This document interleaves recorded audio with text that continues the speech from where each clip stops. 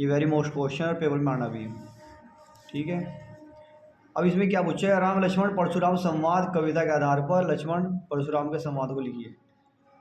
ये कब की घटना है, जब सीता स्वयंवर होता है तब की घटना। उसमें क्या होता है, सीता स्वयंवर में बता दो क्या हुआ था उसमें। जो सीता के पिताजी थे उन्होंने क्या रखा था, एक शर्त रखी थी कि भाई जो इस शिव जी के धनुष को तोड़ देगा उसे क्या करा जाएगा, सीता के साथ विवाह करा जाएगा उसका, ये था। तो इसमें होता क्या है, शिव जी का धनुष टूटने का लक्ष्मण और परशुराम के बीच में संवाद होता है। संवाद होता है मतलब बातचीत, एक दूसरे से बात करना, संवाद उसे कहते हैं। शिव जी का धनुष टूटने पर जब परशुराम क्रोध करने लगते हैं तब लक्ष्मण जी मुस्कुराकर कहते हैं कि हमने तो लड़कपन में ऐसे बहुत से धनुष तोड़े, लड़कपन में तो बचपन में बहुत सारे तोड़ दिए हमने तो, किंतु तब तो इस प्रकार किसी ने कोई क्रोध नहीं है, लगता है इस धनुष को आपका विशेष स्नेह है। स्नेह मतलब होता है प्यार। इस पर परशुराम ने लक्ष्मण से कहा कि राजपुत्र तेरी मृत्यु निकट आ गई है, इसलिए तू मुंह संभाल कर नहीं बोल रहा है। क्या शिव जी का धनुष इतना लड़कपन में तेरे तोड़े हुए धनुष के समान है।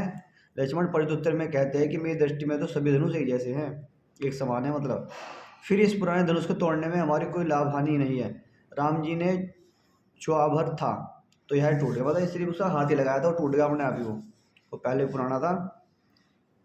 अब राम जी को क्या दोष है इसमें, राम जी क्या दोष है, आप व्यर्थ ही क्रोध कर रहे हैं। लक्ष्मण की यह बात सुनकर परशुराम उन्हें परशु दिखाते हुए, परशु मतलब उनके जो हाथों में रहता है उसे परशु कहते हैं। अरे धूर्त, अब तो ये विषय नहीं जानता, तुझे बाल समझकर मार रहा हूँ। सारा संसार जानता है कि मैं बाल ब्रह्मचारी अत्यधिक क्रोधी क्षत्रिय और शत्रु हूँ।